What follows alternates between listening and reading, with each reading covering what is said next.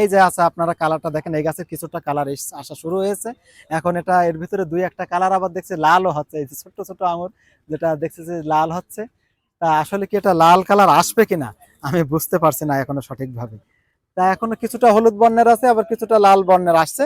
দেখা যাক শেষ পর্যন্ত কি দাঁড়ায় এর রেজাল্ট। জি, হ্যাঁ, এটা খাইতে মিষ্টি, কিন্তু এটাও আপনার প্রাকৃতিক ভাবে সিডলেস না। এটা ওষুধের মাধ্যমে আমাদের এগুলো সিডলেস। এটা ওষুধের মাধ্যমে সিডলেস করা যাবে। এটা বাজার দর এখনো আমরা বাজারে এটা অবশ্য বিক্রয় করিনি, তা এখন সেভাবে আমি এখনো বলতে পারবো না। এটা দর্শকরা যখন খাচ্ছে বা যারা দর্শনার্থী তারা এটাকে কেমন বলছে?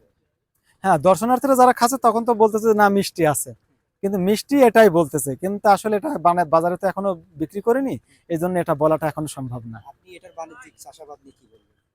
আমি বাণিজ্যিক চাষাবাদ নিয়ে বলবো যে এটার ফলন তো অনেক বেশি। তা সেক্ষেত্রে প্রত্যেকের বাগানে এটা আশা আশা করে যে সবাই আমরা কয়েকটা গাছ বাগানে রাখবো, কারণটা হচ্ছে এর ফলন অনেক বেশি তাই। কিন্তু আসলে এটা বাণিজ্যিকভাবে শেষ পর্যন্ত কি দাঁড়াবে, কিন্তু কি দাঁড়াবে যদি আমি বলতে যাই তাহলে আবার ওই একটু পিছনে তাকাতে হয়। ব্ল্যাক ম্যাজিক কালো লম্বা, সেটাইও বীজ নাই। বাইকুনুর লাল লম্বা, সেটাতেও বীজ নাই। একুলো লাল লম্বা, সেটাতেও বীজ নাই।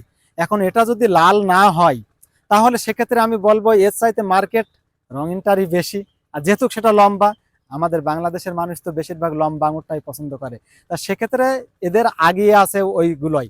আর এখন যদি এটা লাল আকৃতির হয় তখন ফলন যদি বেড়ে যায় সেক্ষেত্রে এটাও খারাপ হবে না আমার মনে হয়।